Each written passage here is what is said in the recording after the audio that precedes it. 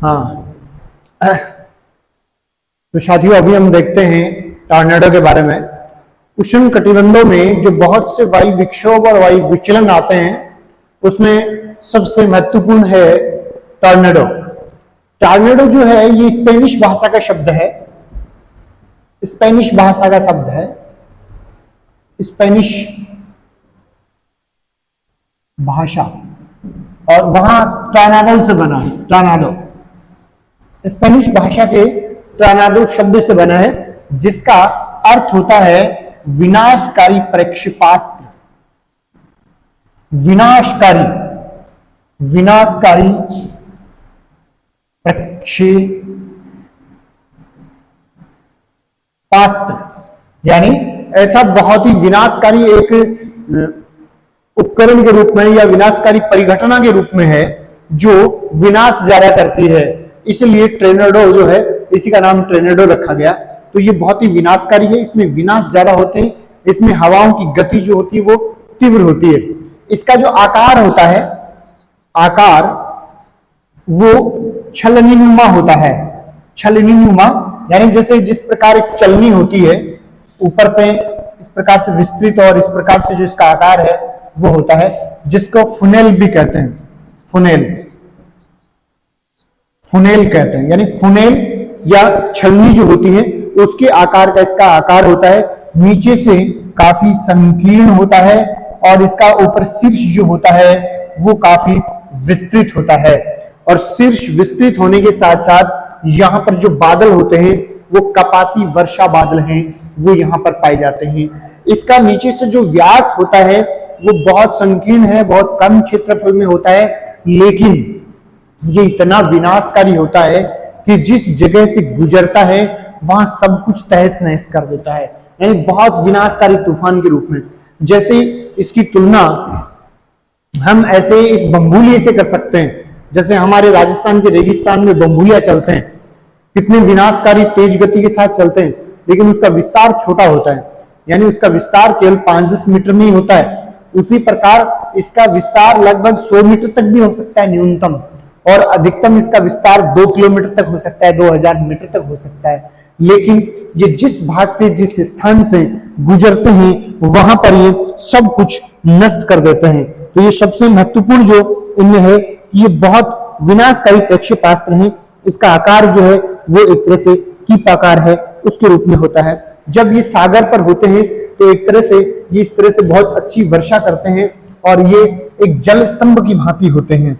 यानी इनकी जो विशेषताओं की हम बात करें तो ये इसको क्या कहते हैं, वाटर स्पोर्ट, जल स्तंभ कहते हैं। वाटर स्पोर्ट के नाम से जाना जाता है। तो वाटर स्पोर्ट जल स्तंभ जो होते हैं वो, ये जो एक तरह से स्तंभ बना है ये जल स्तंभ की भांति है, वो होते हैं। ये उष्ण कटिबंधों के चक्रवात के जो क्षेत्र होते हैं वहां पर ज्यादा उत्पन्न होते हैं। तो टॉर्नेडो जो है उसमें उसका निर्माण, उसकी उत्पत्ति और उसकी सारी विशेषताएं जो होती हैं उसके बारे में हम काफी डिटेल से जानेंगे। ये जो कीपाकार स्थिति इसमें पाई जाती है, ये जो कीपाकार स्थिति इसमें बनी है, इसमें धूल और आर्द्र हवाएं जो होती हैं वो परस्पर मिल जाती हैं, जिसकी वजह से इसका निर्माण है, इसकी उत्पत्ति है वो होती है। तो सबसे पहले हम इसकी जो विशेषताएं हैं, पहली जो इसके आकार से संबंधित जो विशेषताएं हैं, आकार इसका शीर्ष विस्तृत होता है, छलनीनुमा, जिसे फुनेल कहते हैं। यानी जैसे हमारे छलनी जो होती है ऊपर से विस्तृत और नीचे संकीर्ण, जैसे हम स्थानीय भाषा में किमो भी बोलते हैं, उस प्रकार इसका आकार है वो होता है। यहाँ पर देख सकते हैं ऊपर से काफी विस्तृत है, कपासी वर्षा बादल जो है, और वहां पर ये जब ये वर्षा करता है सागर पर होता है तो बहुत ही तेज वर्षा करता है। यानी एक तरह से ऐसे लगता है कि जैसे पाइप हैं वो पानी की चला दिए, लगातार वर्षा होती है, मूसलाधार से भी बहुत भयंकर वर्षा होती है। यानी तो ये वाटर स्पोर्ट के रूप में होते हैं जब ये महासागरों के ऊपर होते हैं। इसका विस्तार जो होता है, इसका जो विस्तार होता है, या हम कहें कि इसका व्यास होता है वो 100 मीटर तक भी हो सकता है। इसका व्यास है ये कम होता है, और इसकी ऊंचाई जो है वो एक तरह से बहुत अधिक होती है, क्योंकि संवहन धाराओं के द्वारा इसमें वायु लगातार ऊपर की ओर उठती रहती है, और तीव्रता से जब वायु ऊपर उठती है तो एक तरह से जो कपासी वर्षा बादल होते हैं उनका निर्माण होता है। यानी यहाँ पर जो कपासी वर्षा बादल हैं उनका निर्माण होता है। यहाँ पर इस प्रकार से ये पूरा जो फैला हुआ है ये कपासी वर्षा बादलों से भरा होता है, और नीचे से धरातल से एक संकीर्ण नुकीली नलिका के माध्यम से इसका जो संपर्क है वो होता है। तो ये इसको बहुत अच्छे से याद रखना है। उसके बाद में हम बात करें कि अगली जो विशेषताएं हैं कि यहाँ जो हवाएं होती हैं वो बहुत तीव्र गति से चलती हैं। यानी यहाँ जो दाब प्रवणता की बात करें, दाब प्रवणता की जब हम बात करें तो दाब प्रवणता जो होती है वो 100 मिलीबार तक होती है। यानी 100 मिलीबार तक दाब प्रवणता यहाँ पर देखने को मिलती है। तो तीव्र दाब प्रवणता के कारण बड़ी तेजी से हवाएं केंद्र की ओर चलती हैं। केंद्र की ओर चलने के कारण साथ ही हवा का जो ऊर्ध्वाधर प्रवाह है वो भी होता है। यानी हवाएं जो हैं वो निरंतर ऊपर भी उठती है, तो तेजी से हवा चलती है और तेजी से ऊपर की ओर उठती है। तो इस प्रकार से जो टॉर्नेडो होता है वो बहुत ही विनाशकारी सतह के रूप में होता है, और जहां से ये गुजरता है वहां सब कुछ को ये नष्ट कर देता है। तो ये जो मुख्य विशेषताएं हैं इसकी, कौन कौन सी विशेषताएं कि दाब प्रवणता बहुत तेजी से अंदर की ओर कम होती है, केंद्र में न्यून वायुदाब होता है, और परिधि पर इनके हमेशा उच्च वायुदाब है वो बना रहता है। लेकिन इसका विस्तार जो है वो छोटा होता है, एक नली के रूप में ऊपर कपासी वर्षा बादलों के साथ ये जुड़े होते हैं। यहां से भी आप लिख सकते हो कि ऊपर जो होते हैं वो कपासी वर्षा बादलों के साथ ये जुड़े रहते हैं। अब हम देखते हैं कि इसका निर्माण किस प्रकार से होता है। निर्माण, इसका जो निर्माण होता है, इसके निर्माण की कंडीशंस होती है उसमें 2 प्रकार की वायु राशियों के मिलने से होता है। ये हमेशा ध्यान रखने की बात है प्रमुख विशेषताओं में कि इसका निर्माण 2 प्रकार की वायु राशियों के मिलने से होता है। 2 प्रकार की वायु राशियां मिलेंगी, तो 2 प्रकार की वायु राशियां कौन किस प्रकार की हो सकती हैं? यानी एक तरह से ठंडी हो सकती है, शुष्क हो सकती है, वे गर्म हो सकती है और आर्द्र हो सकती है। यानी गर्म, आर्द्र और ठंडी, शुष्क, इस प्रकार 2 प्रकार की वायु राशियों के मिलने से तीव्रता के साथ हवाएं जो हैं वो ऊपर की ओर उठती हैं। बहुत तेजी के साथ जब अभिसरण होता है इनका, तो ये हवाएं जो हैं ये तेजी के साथ ऊपर उठती हैं, और वहां तब इनका एक तरह से क्या होता है, यहाँ टॉर्नेडो का निर्माण होता है। जब ये तेजी के साथ ऊपर उठती हैं, जब तेजी के साथ ऊपर उठेंगी तो एक तरह से हवा आर्द्र होती है। आर्द्र होती है तो आर्द्र रुदोष्म विधि से तापमान जो है, आर्द्र रुदोष्म विधि से तापमान, आर्द्र रुदोष्म विधि से तापमान कम होता है। आर्द्र रुदोष्म विधि से तापमान कम होता है और हवाएं जो हैं तेजी के साथ ऊपर उठती हैं, तो वहां पर क्या बन जाते हैं, कपासी वर्षा जो बादल होते हैं उसका निर्माण होता है। इस प्रकार से ये बादल हैं ये बन जाते हैं। तो इस प्रकार की जो कंडीशंस बने कि ठंडी और शुष्क वायु और जो गर्म और आर्द्र वायु है वो एक साथ मिले आकर के, तो ऐसी जो कंडीशंस कहाँ कहाँ बनती हैं तो उसके बारे में हमें देखना है।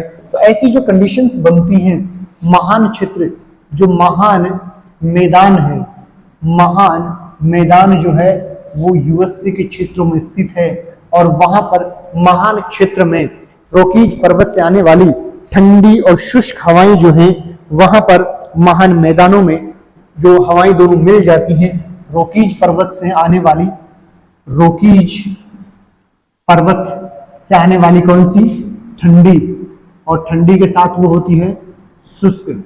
और इसी के अलावा जो हमारा जो सागरीय क्षेत्र है, मैक्सिको खाड़ी से आने वाली जो आर्द्र और गर्म और आर्द्र जो हवाएं हैं, गर्म और आर्द्र, ये दोनों आकर के यहाँ मिल जाती हैं, इसलिए वहां पर एक आदर्श स्थिति बन जाती है टॉर्नेडो के विकास के लिए।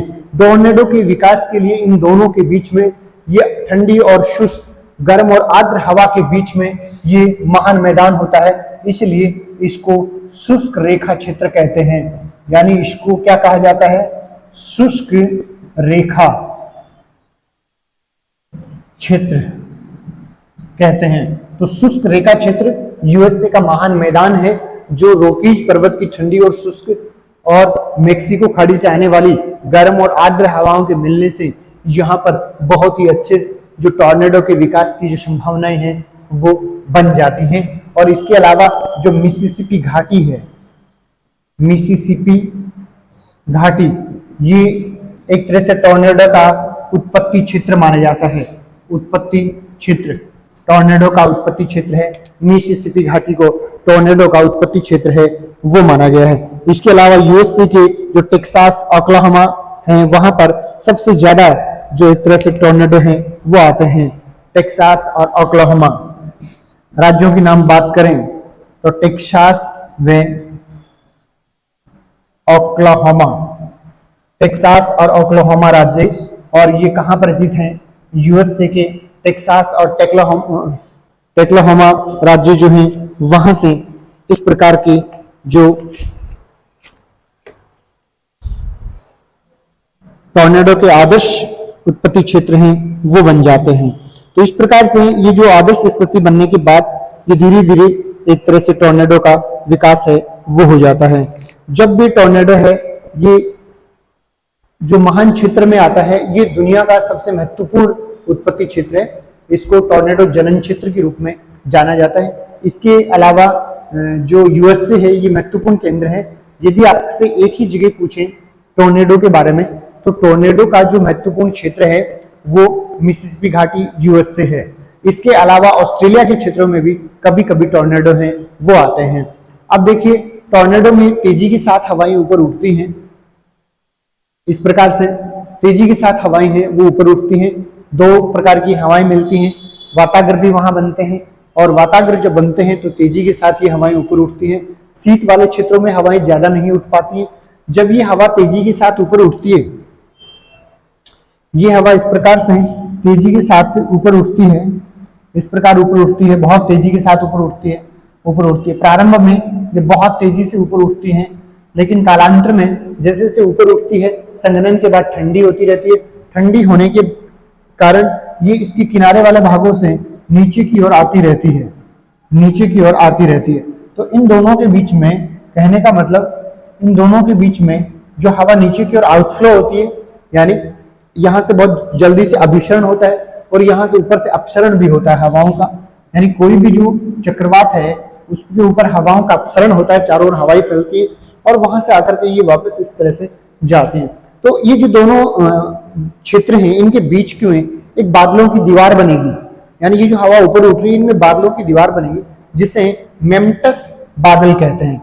यानी यहां पर जो बादल बनेंगे उसको मेम्टस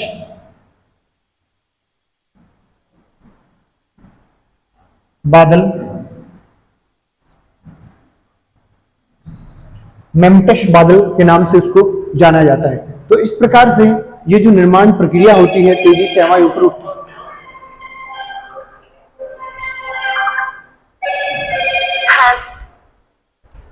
हाँ, करता हूं बाद में।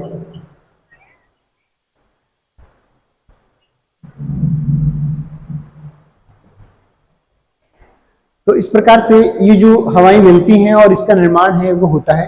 तो इस प्रकार से कुछ महत्वपूर्ण तथ्य जो हमें याद रखने हैं।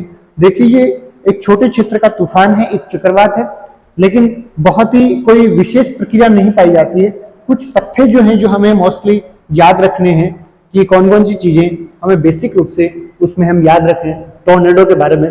तो टॉर्नेडो के बारे में तो आकार से संबंधित जो चीजें हैं वो हमें याद रखनी है कि इसका आकार जो है वो कैसा होता है, फिर इसका विस्तार जो है वो कैसा होता है, फिर इसका जो वितरण है वो कैसा होता है, वितरण यानी उत्पत्ति, और इसके साथ ही इसकी जो उत्पत्ति होती है वो भी याद रख लें। तो ये बहुत सी जो कंडीशंस हैं और उत्पत्ति की जो आवश्यक दशाएं होती हैं वो याद रख लें, और इसके जो प्रभाव होते हैं उसके बारे में भी आप याद रख सकते हैं। तो बहुत सी ऐसी चीजें जो हैं उसके बारे में हमें ध्यान में रखना है। तो इसका आकार हमने देखा कि इसका आकार जो होती है वो क्या होता है, कीपाकार होता है, यानी छलनी के आकार का होता है, यानी हम कहें कि फुनेल के आकार का इसमें आकार है वो पाया जाता है। विस्तार, विस्तार न्यूनतम विस्तार इसका 100 मीटर तक हो सकता है, अधिकतम जो विस्तार है इसका 2000 मीटर तक होता है। ये आकार में बड़ा छोटा होता है लेकिन बहुत ज्यादा विनाशकारी होता है। वितरण, ये कहां कहां पर पाए जाते हैं, हमने देखा कि जो महान मैदान है, महान मैदान वहां पर ये बहुत ज्यादा पाए जाते हैं। यूएसए का महान मैदान है, यूएसए महान मैदान, और इसमें जो मिसिसिपी घाटी है, मिसिसिपी घाटी, वहां पर इसका उत्पत्ति क्षेत्र माना जाता है। इसके अलावा अन्य क्षेत्र में याद रखेंगे ऑस्ट्रेलिया, दूसरा महत्वपूर्ण क्षेत्र में आप ऑस्ट्रेलिया याद रखेंगे कि ऑस्ट्रेलिया में इसकी जो उत्पत्ति है वो बहुत अच्छे से देखने को मिलते हैं। लेकिन महान मैदान जिसे टॉर्नेडो एली, टॉर्नेडो एली के नाम से जाना जाता है, टॉर्नेडो एली। तो टॉर्नेडो एली इंग्लिश वाला नाम, इंग्लिश जो ट्रांसलेशन होती है वहीं से आप याद रखेंगे। इसे विथिका के नाम से भी जाना जाता है, यानी टॉर्नेडो विथिका, टॉर्नेडो विथिका, क्योंकि ये बहुत ज्यादा इसका मारक जो है यहीं पर पाया जाता है। इसकी पुनरावृत्ति महान मैदान यूएसए में ज्यादा होती है क्योंकि वहां ऐसी कंडीशंस बन जाती हैं, रॉकीज की ओर से आने वाली ठंडी हवाएं और एक तरह से मेक्सिको की ओर से आने वाली उष्ण आर्द्र हवाएं, दोनों के मिलने से वहां पर इस प्रकार से ये बन जाता है। और तेजी के साथ जो है हवाएं ऊपर की ओर उठती हैं, और ऊपर की ओर उठती हैं तो ये उत्पत्ति कैसे होती है, यानी गर्म और ठंडी हवाओं के मिलने से होती है। गर्म और कैसी हवाएं मिल जाती हैं, ठंडी हवा मिल जाती है, जिसकी वजह से इनकी उत्पत्ति है वो होती है। हवाएं तेजी के साथ ऊपर उठती हैं आर्द्र रुदोषम विधि से। ये जो हमने देखा है कि आर्द्र रुदोषम विधि से हवाएं जो है ऊपर उठती हैं, ऊपर से हवाएं अपसरण होती हैं। जब वो धीरे धीरे ठंडी होती है तो कुछ हवाएं बाहर की नीचे आने लग जाती हैं, और यहाँ इनके बीच में नीचे बैठती हवाएं, यानी जो आउटफ्लो होता है उसके बीच में और जो ऊपर की ओर अपवार्डिंग फ्लो है उसके बीच में जो बादलों की परत है उसको मेम्टस बादल कहते हैं। मेम्टस बादल टॉर्नेडो से जुड़े हुए हैं, टॉर्नेडो में ये मेम्टस बादल हैं, ये पाए जाते हैं। तो ये इस प्रकार से हमें ये चीजें ध्यान में रखनी है टॉर्नेडो के बारे में। और इसकी जो दशाएं जो होती हैं, कौन कौन सी अनुकूल दशाएं होती हैं, यानी गर्म और ठंडी वायु राशियों का मिलन, और ये एक तरह से सागर पर उत्पन्न होते हैं। गर्म व ठंडी वायु राशियों का जो मिलन होता है वहां से, और ये दोनों जो हैं, ये गर्म राशि सागर से आती है, ठंडी राशि स्थलीय भागों से आती है, शुष्क होती है। गर्म राशि सागरीय भागों से आने के कारण क्या होती है, आर्द्र होती है। ये आर्द्र होती है और ये शुष्क होती है। इन दोनों के मिलने के कारण स्थल भाग पर ये उत्पन्न होते हैं, यानी इनकी उत्पत्ति जो है स्थल भाग पर होती है, स्थल भागों पर इसकी उत्पत्ति है वो होती है। इसका प्रभाव ये बहुत ज्यादा विनाशकारी होते हैं। टॉर्नेडो अपने आप में बहुत विनाशकारी तूफान के रूप में है, यानी इसकी जो भविष्यवाणी है वो भी नहीं की जा सकती, यानी कुछ मिनटों में ही पता चलता है। यानी इसका असर जो 1 घंटे तक ही रहता है, लेकिन 1 घंटे में जिस रास्ते से ये गुजर गया वहां समझो कुछ है ही नहीं। आप YouTube पे ऐसे टॉर्नेडोज के वीडियो देख सकते हैं, पूरे भवन धस जाते हैं, पेड़ टूट जाते हैं, गाड़ियां, पूरी एक गली बन जाती है। मान लीजिए वो शहर में से निकल गया तो एक गली बन जाएगी, सब कुछ तहस नहस हो जाएगा, इतना विनाशकारी होता है। तो ये बहुत विनाशकारी जो है ये तूफान होता है, जहां से भी गुजरता है सब कुछ तहस नहस करके छोड़ देता है। तो इसका प्रभाव जो है वो बहुत विनाशकारी होता है। इसकी भविष्यवाणी भी नहीं की जा सकती, केवल 10-15 मिनट पहले इसकी भविष्यवाणी की जा सकती है कि इन दो वायु राशियों के मिलने से तुरंत टॉर्नेडो है वो बन गया है, और 15-20 मिनट घंटे भर में ये तहलका मचाता है और फिर शांत हो जाता है। क्योंकि तेजी से हवाएं उठती हैं, तेजी से हवाएं उठती हैं तो वो शीघ्र ही फिर ठंडी भी होती है। जब ये धीरे धीरे वापस ठंडी होने लग जाएंगी तो टॉर्नेडो का क्या हो जाएगा, अवसान हो जाएगा। यानी हम उनकी अवस्थाओं के बारे में देखें कि उनका विकास क्रम जो होता है वो किस प्रकार से होता है। तो यदि विकास क्रम की दृष्टि से देखें तो पहली बार जो हवाएं हैं वो एक तेजी के साथ एक दूसरे से मिलती हैं। तो ये सारी चीजें, ये प्रभाव जो होता है उसको हमें बहुत अच्छे से याद रखना है। टॉर्नेडो को भारत में बवंडर के नाम से जाना जाता है, बवंडर।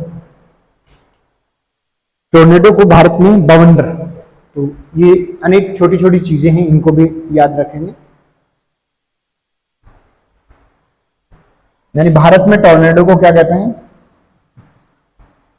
बवंडर कहते हैं, बवंडर। भारत में टोर्नेडो को बवंडर के नाम से जाना जाता है। ये सबसे ज्यादा बसंत और ग्रीष्म काल में आते हैं। बसंत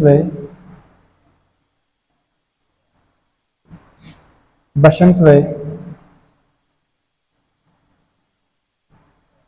ग्रीष्म काल में आते हैं। बसंत व ग्रीष्म काल में आते हैं। तो ये महत्वपूर्ण चीजें हैं टोर्नेडो के बारे में। तो टोर्नेडो बहुत रोचक जानकारी है, बहुत विनाशकारी तूफान होता है, यूएस से इससे जुड़ा हुआ है। अब देखिए आगे नेक्स्ट जो है हरिकेन।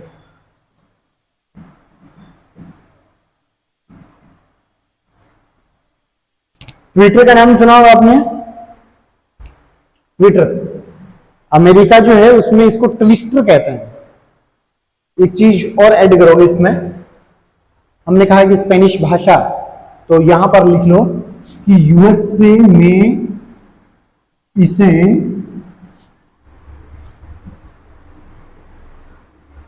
ट्विस्टर कहते हैं। ट्विस्टर, टॉर्नेडो को यूएसए में ट्विस्टर के नाम से जाना जाता है। उसके बाद में हरिकेन। हरिकेन भी उष्णकटिबंधीय तूफान है।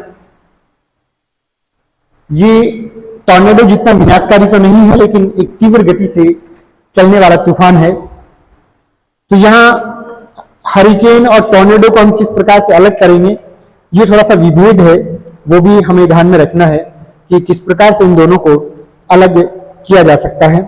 तो हरिकेन है, ये भी स्पेनिश भाषा का शब्द है, और इस शब्द का जो सबसे पहले प्रयोग किया था वो ओकीचे ओबे, यानी शब्द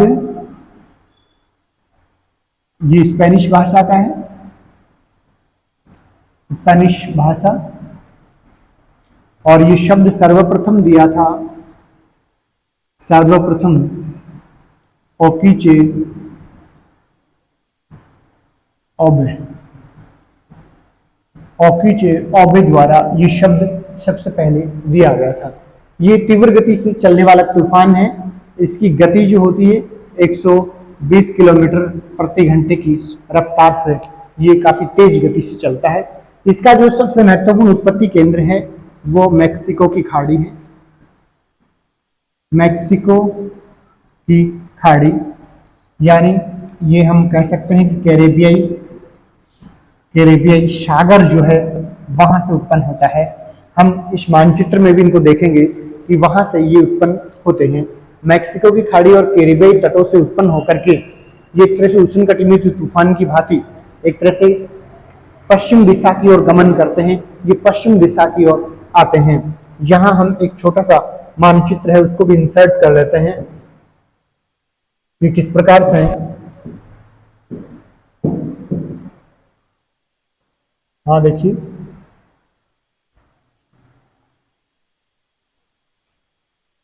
ये जो क्षेत्र होता है यहां से,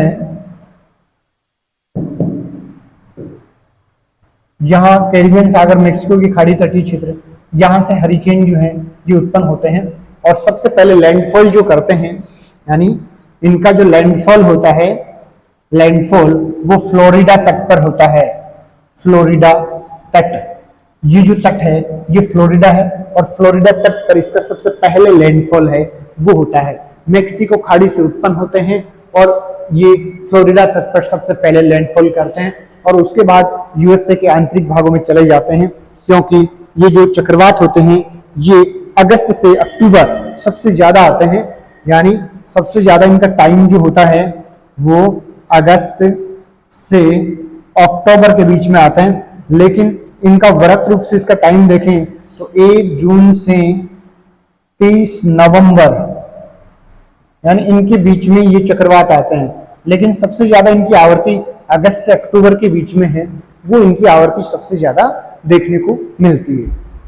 तो ये उष्णकटिबंधीय तूफान है, 120 किलोमीटर प्रति घंटा की रफ्तार से चलते हैं। यहां जो इसकी सबसे महत्वपूर्ण बात होती है हरिकेन की, टॉर्नेडो में चक्षु नहीं होता है, टॉर्नेडो में तड़ित झंझा में चक्षु नहीं होता है। हरिकेन में चक्रवात चक्षु पाया जाता है, ये इसकी सुस्पष्ट विशेषता है। यानी हरिकेन जो है इसकी सुस्पष्ट विशेषता ये है, इसका नाम था ओकीचे ओबे, ये स्पेनिश भाषा का शब्द था। और यहां इसकी प्रमुख विशेषता है कि इसमें चक्रवात चक्षु पाया जाता है, चक्रवात चक्षु पाया जाता है, इसमें चक्रवात चक्षु होता है। तो हरिकेन के बारे में आप याद रखोगे, स्पेनिश भाषा का शब्द है, ओकीचे ओबे ने सबसे पहली बार प्रयोग किया और ये 120 किलोमीटर प्रति घंटा यानी लगभग 74 माइल प्रति आवर्स यानी 74 मील प्रति घंटा की गति से चलता है, लगभग 120 किलोमीटर प्रति घंटे की रफ्तार से चलता है। मेक्सिको खाड़ी कैरिबियन सागर से उत्पन्न होता है, फ्लोरिडा तट पर लैंडफॉल करता है और अगस्त से अक्टूबर के बीच में सबसे ज्यादा चलते हैं। 1 जून से 30 नवंबर के बीच में इनका मैक्सिमम टाइम होता है, बनने के लिए जो टाइम होता है वो इसमें होता है। तो इस प्रकार से इनको देखेंगे। अब हम इन दोनों की तुलना करते हैं, यानी टॉर्नेडो और हरिकेन की तुलना। एक तरफ है हरिकेन और दूसरी तरफ है टॉर्नेडो।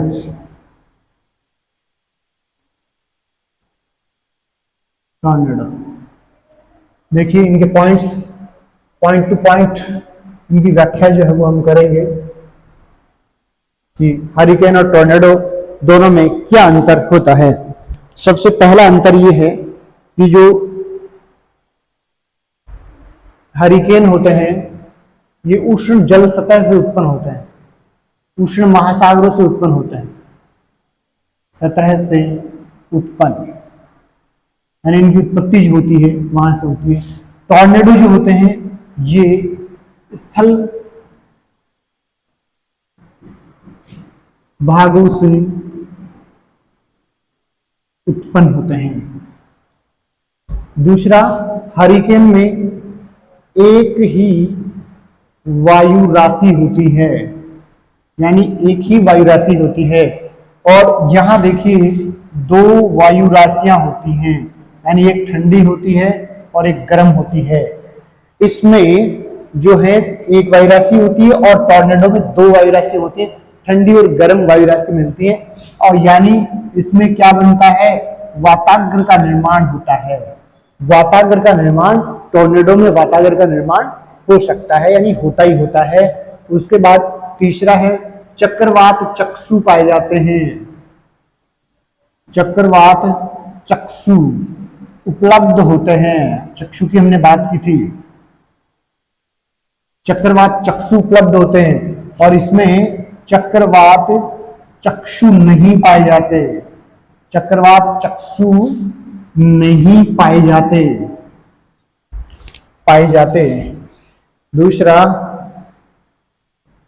हवाओं की गति टॉर्नेडो से कम होती है, यानी 120 किलोमीटर प्रति घंटा होती है, लेकिन ये जो टॉर्नेडो होते हैं इसमें जो हवाओं की गति होती है वो 300 मील प्रति घंटा तक होती है, यानी इनकी स्पीड जो है वो तेजी के साथ बहुत ज्यादा पाए जाते हैं। उसके बाद में है कि इनकी जो भविष्यवाणी होती है, भविष्यवाणी करने की जब हम बात करते हैं तो इनकी भविष्यवाणी कुछ दिन पहले की जा सकती है, यानी कुछ दिन पहले इसकी भविष्यवाणी हो सकती है।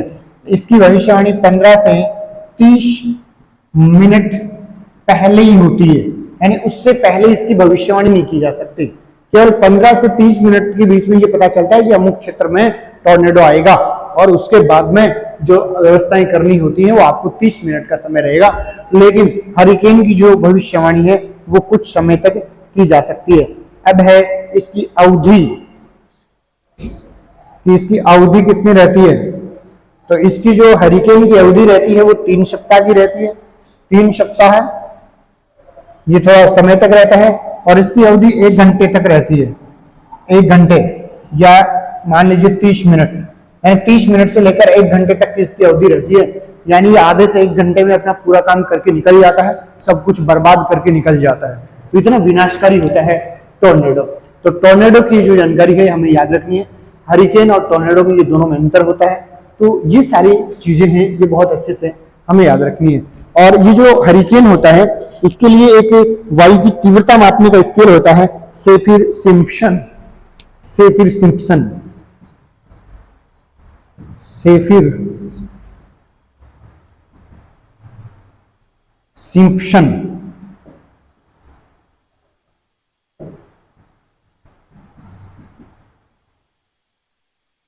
सेफिर सिम्पसन स्केल द्वारा वायु की तीव्रता का मापन किया जाता है। यानी एक स्केल के द्वारा, ये स्केल है, एक विद्वान ने इसको आविष्कृत किया था और इस स्केल से इसकी जो वायु की तीव्रता है उसको मापा जाता है। तो उष्णकटिबंधीय जल की सतह से उत्पन्न होते हैं। ये मूलभूत अंतर जो है ये हमें इसमें याद रखना है। इसका जो आप है एक स्क्रीनशॉट लेकर के अच्छे से इसके नोट्स के रूप में इसको रखोगे।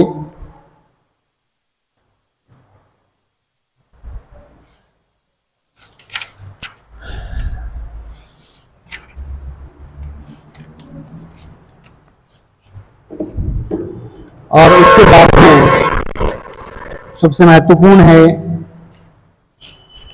कई बार हालांकि चक्रवात में शामिल नहीं है लेकिन फिर भी इनसे सवाल कई बार पूछ लेते हैं, और वो सवाल है तड़ित झंझा। कि तड़ित झंझा क्या होती है। हाँ देखिए, तड़ित झंझा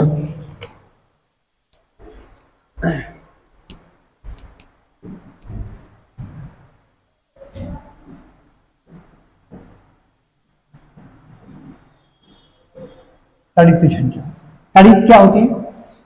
तड़ित बिजली, तड़ित होती है बिजली, यानी झंझा यानी तूफान, एक तरह से बिजली का तूफान है।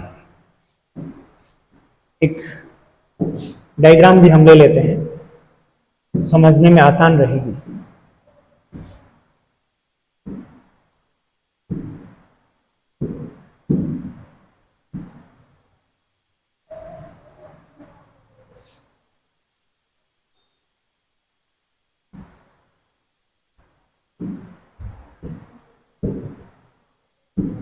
हर स्लाइड पे, ताकि हम इसको नोट करते हुए चलें।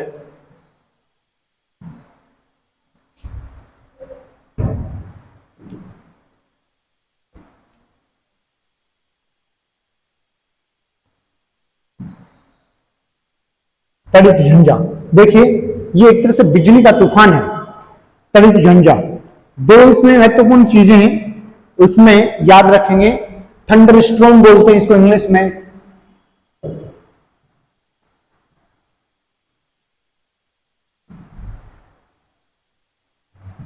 Thunder storm, तड़ित झंझा। तड़ित यानी बिजली, बिजली, ओलावृष्टि, बिजली की गर्जना, मेघ गर्जना, वर्षा, ओले, आंधी, तूफान, सारी अवस्थाएं, सारी अव्यवस्थाएं इसमें होती हैं। इसलिए इसको मौसम का कारखाना कहते हैं। मौसम का कारखाना, मौसम का कारखाना। तो मौसम का कारखाना किसे कहा जाता है? मौसम का कारखाना जो है वो तड़ित झंझा को कहा जाता है। दूसरा, एक विद्वान का स्टेटमेंट याद रखना है, और ये बहुत बड़े जलवायु वैज्ञानिक हैं जिसका नाम है क्रिचफील्ड। क्रिचफील्ड ने कहा था कि जो वायुमंडलीय अस्थिरता चरम पर होती है तड़ित झंझा में, यानी जब भी तड़ित झंझा आता है तो वायुमंडलीय अस्थिरता होती है वो चरम पर होती है। तो ये बहुत अच्छी जानकारी है कि वायुमंडलीय अस्थिरता चरम पर होती है तड़ित झंझा में। ये किसने कहा था? क्रिचफील्ड ने कहा था कि तड़ित झंझा में, तड़ित झंझा में वायुमंडलीय अस्थिरता चरम पर होती है, यानी बहुत अधिक होती है। इतनी अस्थिरता किसी भी वायुमंडलीय परिघटना में नहीं होती जितनी अस्थिरता तड़ित झंझा में होती। क्यों? अस्थिरता किसे कहते हैं वही याद रखना पड़ेगा। स्टेबिलिटी अनस्टेबिलिटी किससे कहते हैं? अस्थिरता वो स्थिति है वायुमंडल की जब वायु तेजी के साथ ऊपर उठे तो हम उसको वायुमंडलीय अस्थिरता कहते हैं, वायु नीचे आती है तो उसको स्थिरता।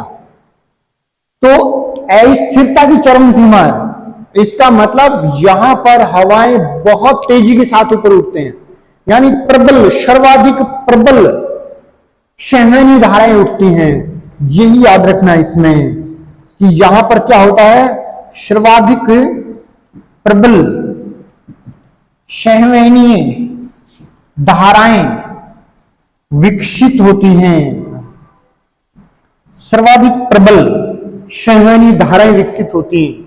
अब इसमें दो चीजें हैं, जब प्रबल रूप से संवहन धाराएं विकसित होती हैं तो देखिए, जब प्रबल रूप से इस प्रकार से ऊपर उठते हैं और जब ये ऊपर उठते हैं तो क्या होता है, प्रबल रूप से जब ऊपर उठते हैं तो दो चीजें हैं कि जो संघनन है वो कहां पर होता है। अत्यधिक नीचे क्षेत्रों में जब संघनन होता है तो जल बूंदें बनती हैं, यानी नीचे क्षेत्रों में क्या बनती हैं, जल बूंदें यानी बादल, और ऊपर जाकर के जब संघनन होता है तो क्या बनते हैं, हिमकण बनते हैं, हिमकण। और जल बूंदे और हिमकणों के बीच में यहां पर बादलों की मोटी परत है वो पाई जाती है, यानी बहुत सारे बादलों की परत पाई जाएगी। इसका मतलब ये उच्च अक्षांशों में विकसित नहीं हो पाएंगे क्योंकि उच्च अक्षांशों में इतनी वायु की प्रबल संवहन धाराएं उत्पन्न नहीं होंगी, ये केवल अयनवर्ती क्षेत्रों तक ही उत्पन्न होते हैं, उष्ण कटिबंधों में ही उत्पन्न होते हैं।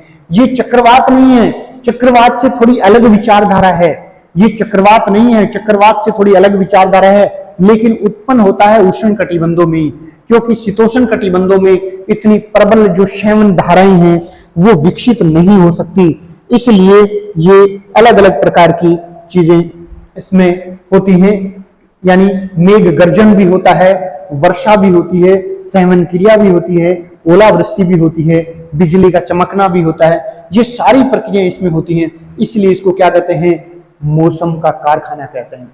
तो मौसम का कारखाना किसको कहा जाता है, मौसम का कारखाना एक तरह से थंडर स्टॉर्म को, तड़ित झंझा को कहा जाता है। क्रिचफील्ड जो है इसने कहा कि तड़ित झंझा में वायुमंडलीय अस्थिरता चरम सीमा पर होती है और ये एक प्रबल संवहन धाराएं उत्पन्न होती हैं, यानी यहां पर हवाएं परिधि से केंद्र की ओर नहीं चलती हैं। चक्रवात की मूलभूत भावना यही थी कि हवाएं परिधि से केंद्र की ओर चलती हैं, यहां तो परिधि से केंद्र की ओर नहीं चलती, यहां तो हवाएं सीधी ऊपर चलती हैं, यहां तो संवहन धाराएं उत्पन्न होती हैं। अत्यधिक गर्म धरातल के संपर्क में आने से वायु सीधे ऊपर की ओर जाती है और तेजी के साथ ऊपर जाती है, बहुत तेजी के साथ, जिससे कपाशी वर्षा बादल बनते हैं और उस कपाशी वर्षा बादलों के सहारे उसके बाद भी वो निरंतर ऊपर उठती जाती है। फिर अंत में जो संघनन हिमकणों पर होता है तो ऊपर हिमकण बनते हैं। इसका मतलब क्या हुआ, नीचे जल बूंदे होती हैं, जलकण होते हैं, ऊपर हिमकण होते हैं। तो ये बहुत ही चीजें आपको इसमें याद रखनी है। अब देखिए इसकी जो उत्पत्ति होती है वो कैसी होती है, किस प्रकार से इनकी उत्पत्ति है वो होती है। उत्पत्ति, उत्पत्ति पहला है प्रथम अवस्था। प्रथम अवस्था, तो प्रथम अवस्था जो होती है उसमें संवहन धाराएं ऊपर की ओर उठती हैं और जब संवहन धाराएं गम तीव्र प्रवाह होता है, यानी प्रथम अवस्था में तीव्र संवहन प्रवाह होता है। जब तीव्र संवहन प्रवाह होता है तो इसमें कपासी वर्षा बादल बनते हैं। तो ये जो होती है अवस्था, इसमें कपासी वर्षा बादल बन जाते हैं, इसलिए इस अवस्था को कपासी अवस्था कहते हैं। यानी प्रथम अवस्था को क्या कहते हैं, कपासी अवस्था के नाम से जाना जाता है। तो कपासी अवस्था पहली अवस्था जिसमें तीव्र वायु प्रवाह होता है और इसको एक तरह से कपासी अवस्था के नाम से जाना जाता है। यानी अब दूसरी और क्या होता है, दूसरी अवस्था जो है ये है प्रौढ़ावस्था,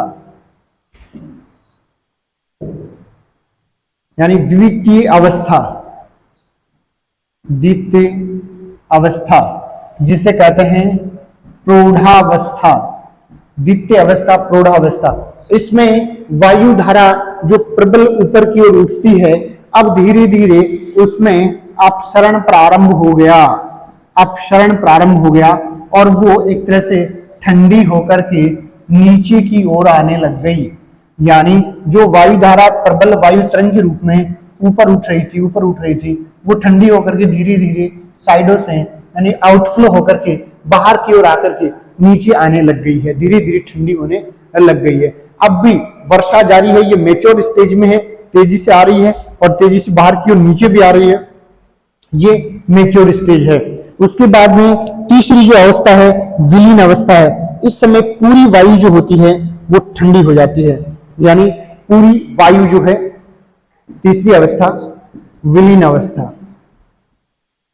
विलीन अवस्था यानी तीव्र गति से वायु उठती है और वायु जो है वो ठंडी हो जाती है, ठंडी हवा है वो नीचे की ओर, नीचे अवतलन उसका होने लग जाता है और तड़ित झंझा क्या हो जाता है, विलीन हो जाता है।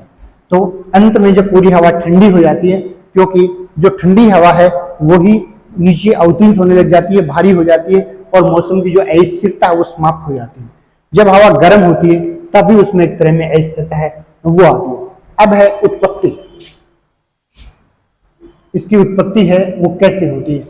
उत्पत्ति में दो चीजें हमने देखी हैं कि ये बहुत ही गर्म धरातल पर संपर्क में आएंगी और इसमें एकदम से गर्म होकर के बिल्कुल एक तरह से ऊपर उठने लग जाएगी। तो ये जो महत्वपूर्ण चीजें हैं, ये गर्म होगी, हवा गर्म होगी। तो सबसे पहली बात कि उत्पत्ति में आपको यही रखना है कि इसमें हमने डेवलप किया था तीव्र श्रवण धारा, तीव्र श्रवण धारा जो है वो एक तरह से उत्पन्न की है, तीव्र श्रवण धारा, तीव्र श्रवण धारा उत्पन्न होगी। तीव्र श्रवण धारा उत्पन्न होने के क्या क्या कारण है, किन परिस्थितियों में उत्पन्न होती है। तो देखिए दिन के समय, दिन के समय जो धरातल होगा वो बहुत गर्म होगा, धरातल दिन के समय बहुत ज्यादा गर्म हो जाए और गर्म धरातल के संपर्क में आने वाली वायु भी गर्म हो जाए, यानी इसमें एक बात स्पष्ट हो गई कि इसकी उत्पत्ति महासागरों पर नहीं हो सकती, स्थल पर ही होगी। यानी गर्म धरातल, क्योंकि वो जो धरातल है महासागरीय क्षेत्र है वो अत्यधिक गर्म नहीं होता, यानी दिन के समय धरातल बहुत गर्म हो जाता है और फिर वायु भी गर्म हो जाती है। वायु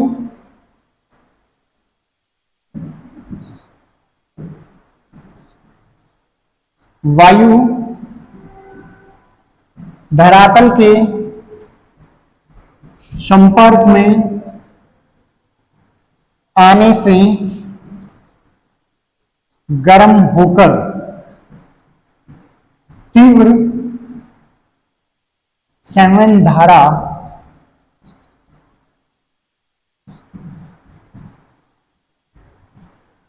उत्पन्न करती है। वायु धरातल के संपर्क में आने से गर्म होकर तीव्र श्रवण धारा उत्पन्न करती है, तो तेजी के साथ ये हवाएं ऊपर उत्पन्न उठने लग जाती है। तो श्रवण धारा विकसित हो गई गर्म धरातल के ऊपर में आने से। अब श्रवण धारा उत्पन्न होती है तो हम जानते हैं वायु जो ऊपर जाती है तो एक तरह से आर्द्र उदोषम विधि से, यदि वो आर्द्र वायु है तो आर्द्र उदोषम विधि से, यदि असंतृप्त वायु है तो शुष्क रुदोषम विधि से वो क्या होती है, ठंडी होती है।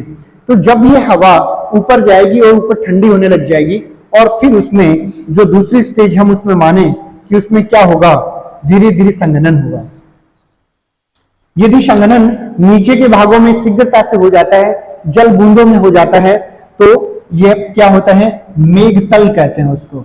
जहां संघनन जल बूंदों के रूप में होता है उसको मेघतल कहते हैं। तो मेघतल पर संघनन किस रूप में पाया जाता है, जल बूंदों के रूप में पाया जाता है। किस रूप में पाया जाता है, जल बूंदों के रूप में पाया जाता है। और उसके बाद में जब हवा फिर भी तेजी के साथ ऊपर उठती रहती है और ये संघनन जब मेघ शिखर के रूप में होता है, हिमकणों के रूप में पाया जाता है, तो उसको हिमतल कहते हैं। यानी हिमतल, यानी हिमतल जो होता है उसमें क्या पाए जाते हैं, हिमकण पाए जाते हैं। क्या पाए जाते हैं, हिमकण। तो हिमतल जहां पर संघनन हिमकणों के रूप में होता है, मेघतल जहां पर संघनन जल बूंदों के रूप में पाया जाता है। तो इस प्रकार से तड़ित झंझा में हमें ये सारी चीजें कि संघनन और निर्माण अवस्था जो होती है इस प्रकार से निरंतर संघनन होता है और एक संपूर्ण रूप से तड़ित झंझा है वो विकसित हो जाता है। सॉरी। तो वो तेजी के साथ इस प्रकार से विकसित हो जाएगा। उसके बाद में अगर हम इनकी विशेषताओं की बात करें तो सबसे पहले हम देखते हैं कि तड़ित झंझा में बिजली चमकना, सारी मौसमी गतिविधियां उसमें होती हैं।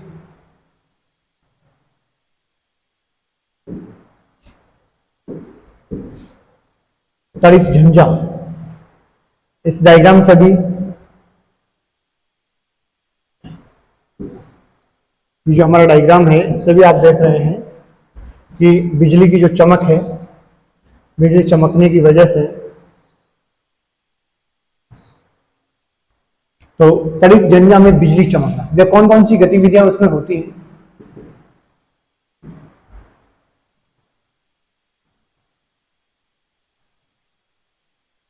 तड़ित झंझा में बिजली चमकना, तड़ित झंझा में बिजली चमकना।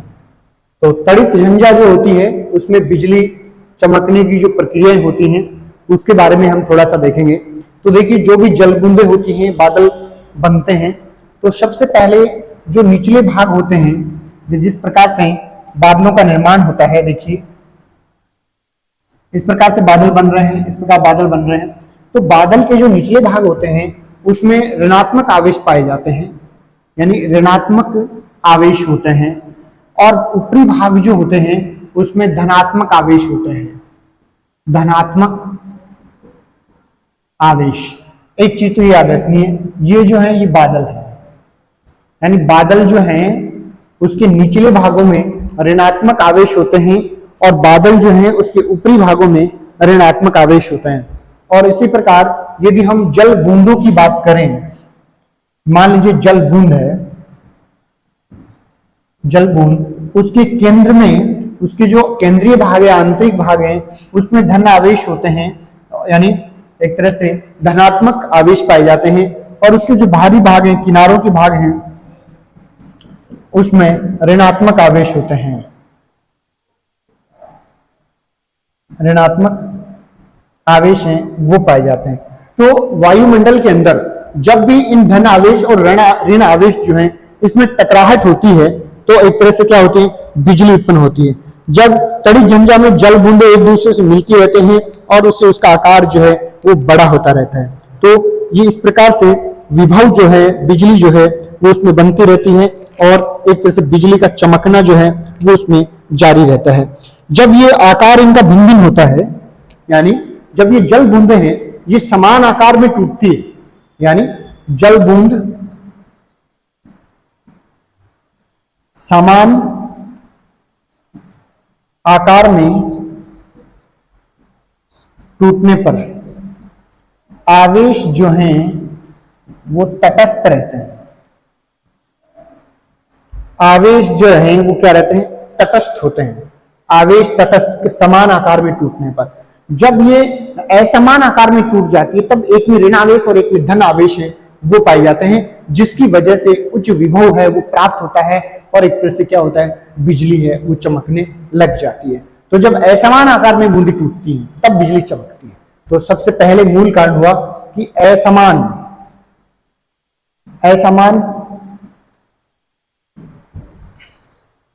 साइड में लिख देते हैं कि असमान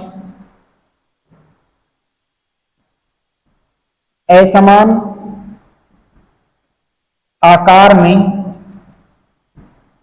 जल बूंदों का टूटना, असमान आकार में जल बूंदों का टूटना। जब असमान आकार में जल बूंदें टूटने लग जाती हैं तब एक तरह से क्या होता है कि जल बूंदें हैं वो वापस दूसरी बूंद से टकराने लगती हैं, तो बिजली की चमक है वो उसमें हो जाती है। तो ये उच्च विभव जो है। अब दूसरी देखिए मेघ गर्जना, इसी से जुड़ी हुई है मेघ गर्जन। तो मेघ गर्जन कैसे होता है, अब हम इसकी बात करेंगे। दूसरी अवस्था में मेघ गर्जन, बिजली चमकती है और उसके बाद मेघ गर्जन होता है। आवाज क्यों आती है? पहले हमें बिजली चमकती हुई दिखाई देती है, उसके बाद आवाज आती है। क्यों ऐसा क्यों होता है? देखिए, जब भी ये विभव होते हैं जल बूंदों पर, बादलों में, बादलों के जो निचले भाग होते हैं उसमें ऋणात्मक आवेश है, ऊपर भाग में धन आवेश है। जल बूंद जो होती है उसके बीच में धन आवेश है और किनारों पर ऋण आवेश है। जब वो असमान रूप से टूटती है, और पहले तो वो जल बूंदे एक तरह से जुड़ती जाती है, बादल बनते हैं, और कभी जब टूटती है समान आकार में टूटती है तो तटस्थ रहती है, और असमान आकार में टूटती है तब क्या होता है, एक तरह से बिजली की गर्जना है वो होती है। बिजली जो है वो चमकने लग जाती है, जल बूंदे हैं वो एक दूसरे से टकराती हैं, विभिन्न आवेश एक दूसरे से टकराते हैं, तो उस स्थिति में मेघ क्या होता है, बिजली चमकती है। तो अब वो बिजली जब चमकती है तो बहुत उच्च स्तर में विभव होता है, बहुत उच्च विभव होता है, यानी बिजली चमकना। क्या मेघ गर्जन बिजली चमकने के बिना भी होती है? बिजली चमकने के बिना नहीं होती, मतलब बिजली चमकेगी तभी मेघ गर्जन होगा, अन्यथा मेघ गर्जन नहीं होगा। आप सोचोगे हमें बादल गरजते सुनाई दिए, बिजली नहीं चमक रही, नहीं, वो आपको दिखाई नहीं दी, कहीं ना कहीं निश्चित रूप से बिजली चमकी है। तो बिजली चमकना जरूरी होता है इसके लिए। मेघ गर्जन में बिजली चमकेगी, बिजली चमकेगी, बहुत मात्रा में ऊर्जा मुक्त होती है, यानी अत्यधिक ऊर्जा मुक्त होगी, अत्यधिक ऊर्जा मुक्त होती है ना, बहुत ज्यादा ऊर्जा मुक्त होती है। जब बिजली चमकती है बादलों में तो बहुत ज्यादा ऊर्जा उसमें मुक्त होती है, और अत्यधिक ऊर्जा जब मुक्त होती है और वो वायु को चीरते हुए निकलती है, यानी वायु मंडल को चीरते हुए रास्ता तय करती है, यानी वायुमंडल को चीरते हुए वो रास्ता तय करती है। तो ये उच्च विभव जो होता है, तेजी के साथ वायु को चीरता हुआ जब रास्ता तय करता है तो मेघ गर्जन होता है। उसका रिजल्ट क्या होता है? मेघ गर्जन। उसका क्या होता है? मेघ गर्जन होता है। तो बिजली चमकती है, मेघ गर्जन होता है। उसके बाद में देखिए क्या होती है? वर्षा। वर्षा, वर्षा, वर्षा में देखो क्या होता है, तड़ित झंझा में जब संघनन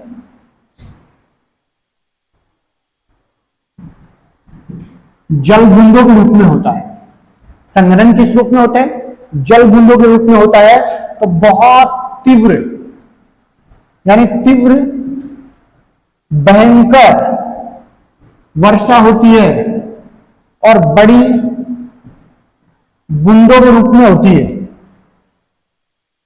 तीव्र भयंकर वर्षा होती है और बड़ी बड़ी बूंदों के रूप में होती है।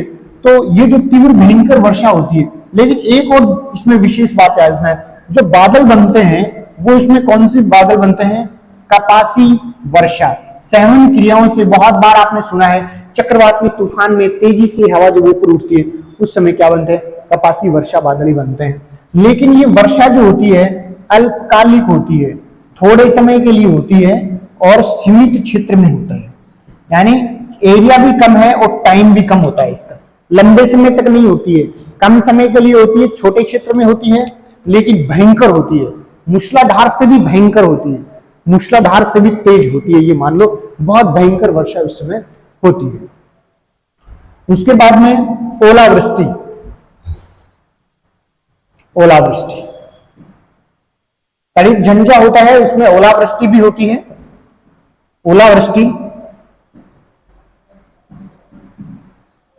ओलावृष्टि में क्या होता है कि जब संघनन होता है वो हिमकणों के रूप में होता है, अत्यधिक ऊंचाई पर होता है।